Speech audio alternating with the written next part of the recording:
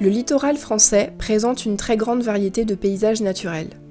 À proximité immédiate de l'eau, se succèdent de vastes étendues de sable blanc, à l'image des grandes plages de la côte atlantique, ou des estrands vaseux, comme ceux des Rias de Bretagne ou du bassin d'Arcachon.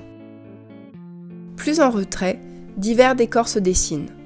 De larges dunes de sable en Aquitaine et sur le littoral du Nord-Pas-de-Calais, des côtes rocheuses escarpées en Bretagne, au Pays Basque, ou encore sur le littoral varois, des marais et des étangs, comme dans le Languedoc.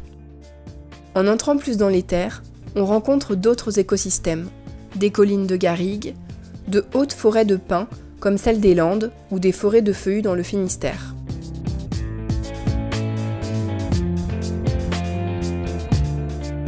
La plupart des paysages littoraux ont été aménagés par l'homme. On trouve ainsi des estuaires urbanisés, des prairies d'élevage, des bassins ostréicoles, des monuments historiques.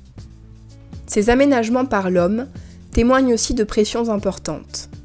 Ainsi, le littoral est menacé par l'urbanisation croissante, la surpopulation, la pollution des eaux, la conversion des prairies naturelles en terres cultivables, les incendies. D'autres pressions d'origine naturelle affectent également les écosystèmes littoraux. C'est le cas des tempêtes, de l'érosion côtière et de la montée des eaux.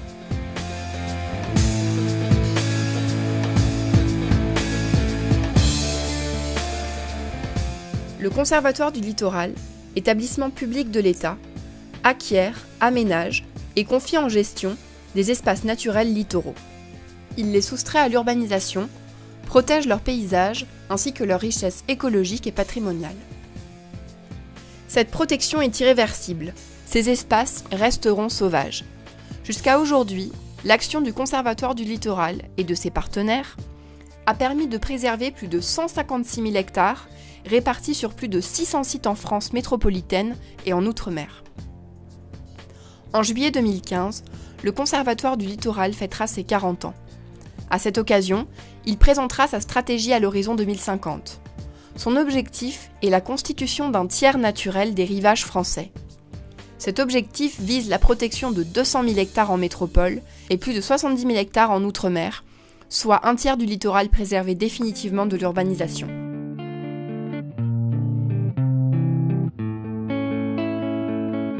Nous souhaitons connaître votre avis sur les résultats en 2050.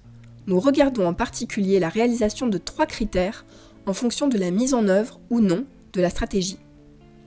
Premier critère, la part du littoral appartenant au conservatoire. 2 options sont envisagées. Si la stratégie n'est pas mise en place, les terres et monuments actuels seront simplement maintenus. Si la stratégie est mise en place, la surface acquise sera doublée en 2050. Deuxième critère, l'état naturel du paysage littoral. 2 possibilités encore, sans ou avec stratégie. Un paysage artificialisé, surexploité, surfréquenté d'un côté, ou un paysage sauvage, vierge, intact de l'autre.